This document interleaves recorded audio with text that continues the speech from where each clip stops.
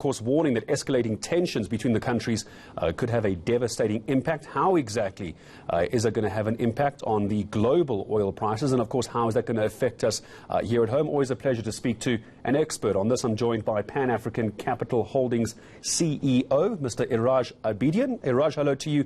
Happy New Year. I don't imagine this is how you thought 2020 was going to start for the economy, though.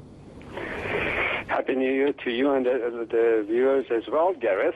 Yeah, I think it's been a surprising, but quite frankly, not unexpected. Over the past 6 to 9 months, the battle, both direct as well as proxy fights between the United States and the Iranian regime in the Middle East have been taking different shapes and forms, and everybody has been worried about accidents and escalations by default. And this is just one case that the United States has clearly decided to escalate the confrontation, go direct as opposed to via proxies, and it's quite problematic because once the price of oil is obviously the direct effect that will affect the global sort of trade expectations, as well as direct price of fuel, which has impact on inflation for countries such as South Africa that are major importers, but also more broadly, it escalates the level of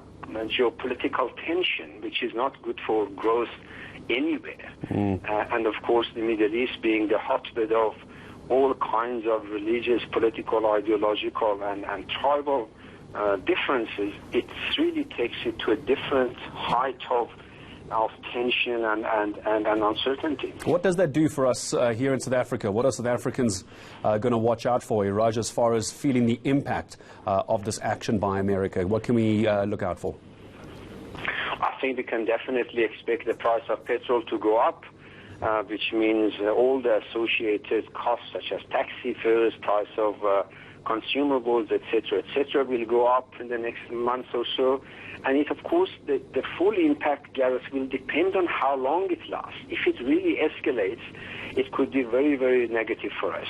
Our inflation will rise, our growth will be further dampened, and as you know, our growth is already under pressure. So it could be very, very problematic for our social welfare. Final question to you, Iraj, briefly, if I may ask you to please be brief on this. How do you imagine the perception of World War III, which is one of the trending topics on social media? Obviously, we don't take social media too seriously about this, but perception is very much part of the political and economic game, isn't it? Absolutely. Perception is critical, especially when you have leaders such as the Iranian regime as well as Trump.